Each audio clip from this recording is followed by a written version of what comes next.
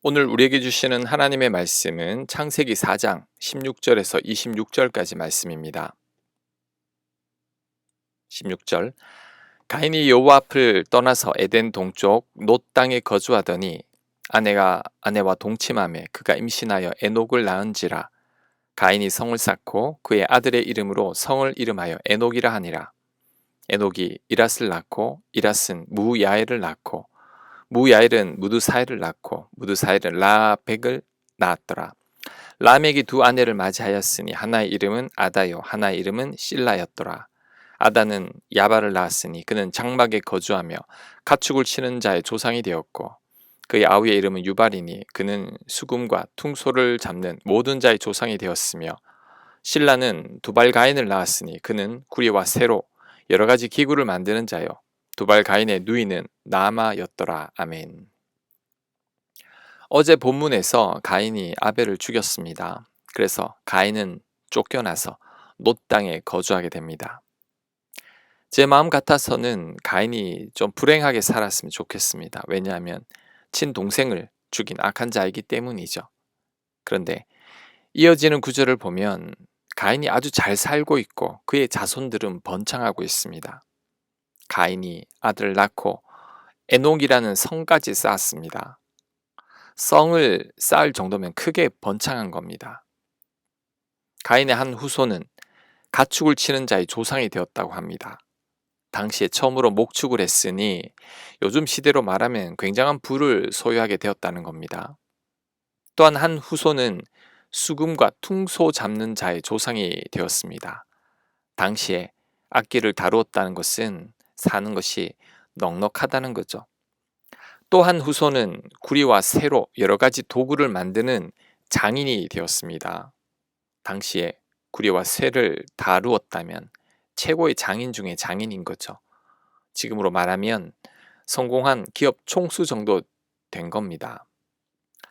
여기까지 살펴보면 동생을 죽인 가인과 그 후손들에게 하나님께서 너무 복을 많이 주시는 것 같습니다. 가인은 큰 성을 쌓았고 후손들은 목축업으로 성공했고 위대한 음악가가 나왔고 기술자로도 성공했습니다. 도무지 잘 이해할 수가 없습니다. 그런데 오늘 본문을 곰곰이 묵상하다 보니 하나님께서 가인과 그의 후손들에게 복을 많이 준 것이 아니라는 것을 깨닫게 되었습니다. 그 단서가 되는 구절이 바로 16절입니다. 자, 16절에 가인이 여호와 앞을 떠나서, 가인이 여호와 앞을 떠났다는 것은 결코 가벼운 징벌이 아닙니다. 이제 가인은 여호와를 느낄 수 없습니다.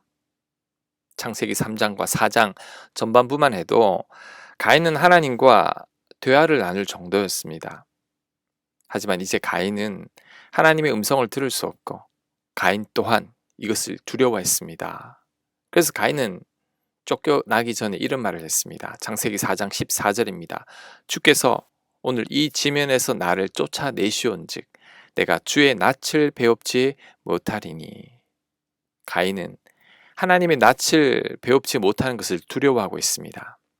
하지만 결국 하나님을 뵙지 못하게 됐습니다. 그 후손들도 하나님과 완전히 단절됐습니다. 이를 볼 때 가인과 그의 후손들은 복받은 게 아닙니다. 세상적으로는 형통했을지 몰라도 절대 복받은 가문은 아닙니다. 왜냐하면 더 이상 하나님을 만날 수 없기 때문이죠. 이런 상태는 우리가 예수님을 믿다가 예수님 믿기를 포기하고 세상으로 돌아간 것과 같은 겁니다. 그렇다면 진정한 복은 뭘까요? 진정으로 형통한 것은 뭘까요? 이어지는 구절에 잘 나타납니다. 25절 아담이 다시 자기 아내와 동침하며 그의 아들을 낳아 그의 이름을 셋이라 하였으니 이는 하나님이 내게 가인이 죽인 아벨 대신에 다른 씨를 주셨다 함이며 셋도 아들을 낳고 그의 이름을 에노스라 하였으며 그때 사람들이 비로소 여호와의 이름을 불렀더라. 아멘. 아담이 아벨이 죽고 나서 다시 아들을 낳았는데 그 아들 이름이 셋입니다. 셋도 나이가 들어서 아들 에노스를 낳았는데 그때에 사람들이 비로소 여호와의 이름을 불렀다고 합니다. 자, 여기서 여호와의 이름을 불렀다는 것은 하나님께 예배 드리기 시작했다는 뜻입니다. 에노스 이전에는 하나님을 찾지 않았습니다. 하지만 에노스 때부터 다시 하나님을 찾고 부르기 시작했습니다. 이것은 끊어진 하나님과의 관계가 다시 에노스 때부터 회복되기 시작했다는 거죠. 자, 이것이 진정한 복이고 형통입니다. 왜냐하면 하나님을 다시 만나게 되었기 때문이죠. 이것은 집 나간 탕자가 다시 집으로 돌아와서 아버지 사랑 안에 거하는 것과 같은 겁니다. 그런데 안타까운 것은 우리가 이런 복과 형통을 사모하지 않는다는 겁니다.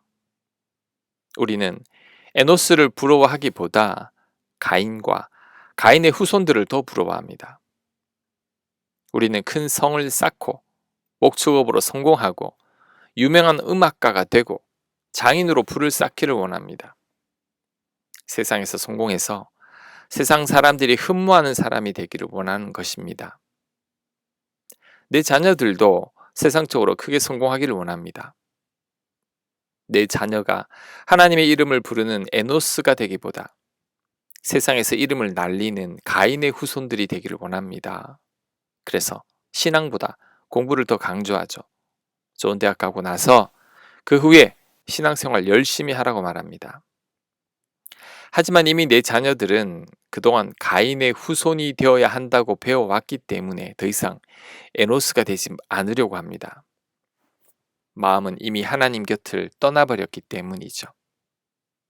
이미 가인의 후손이 되고 만 것입니다. 하나님만의 진정한 복입니다. 하나님만이 우리에게 진정한 만족을 줄 수 있습니다. 여호와가 나의 목자가 될 때 우리는 부족함이 없는 인생을 살아갈 수 있습니다. 하나님께서 우리와 함께 하시는 것보다 더한 축복과 형통은 없습니다. 요셉을 기억해야 합니다. 성경은 요셉이 노예이며 감옥에 갇혔지만 형통한 자라고 말씀하고 있습니다. 그 이유는 에노스처럼 하나님께서 함께 하는 자였기 때문입니다. 창세기 39장 2절이죠. 여호와께서 요셉과 함께 하심으로 그가 형통한 자가 되어. 진정한 복은 하나님이 함께 하시는 겁니다. 가인의 후손들처럼 세상에서 번창하고 성공하지 않아도 에노스처럼 하나님과 함께 하는 것이 진정한 형통입니다. 가인의 후손들이 대단해 보이지만 그렇지 않습니다. 왜냐하면 하나님 없는 성공과 형통은 그리 오래 가지 못하기 때문입니다. 결국은 다 사라지고 말 것들입니다. 그것이 성경에도 잘 나타납니다. 가인의 후손들이 번창하고 잘 나가는 것 같았지만 홍수 때 다 사라지고 말았습니다.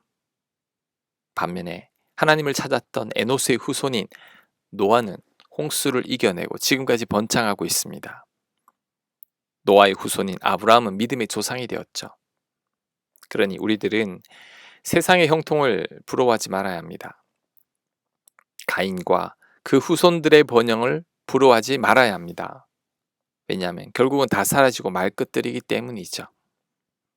영원한 것은 하나님과 함께하는 삶입니다. 지금 내가 하나님을 찾고 있고 하나님과 함께하는 삶을 살고 있다면 정말 내가 복받은 겁니다. 하나님 없는 행복보다 하나님과 함께하는 불행이 더 낫다라는 말이 있습니다. 시편에서도 악인의 장막에서 천일보다 성전에서의 하루가 더 낫다고 했죠. 시편 84편 10절입니다. 주의 궁정에서의 한 날이 다른 곳에서의 첫날보다 나은즉 악인의 장막에 사는 것보다 내 하나님의 성전 문지기로 있는 것이 좋사오니 아멘. 이 말씀이 진리입니다. 우리는 잠깐뿐인 이 세상에서의 형통보다 하나님과 함께하는 영원한 형통을 사모해야 합니다. 가인과 그 후손들을 부러워하기보다 하나님과 함께하는 에노스를 더 부러워해야 합니다. 그것이 진정한 복이고 형통입니다. 아멘. 하나님 없는 형통보다 하나님이 있는 부족함을 사모하는 저희가 되게 하옵소서. 하나님과 함께하는 것이 더 큰 복임을 깨닫게 하여 주셔서 가인의 후손이 되기보다 에노스처럼 살게 하여 주시옵소서. 예수님 이름으로 기도합니다. 아멘.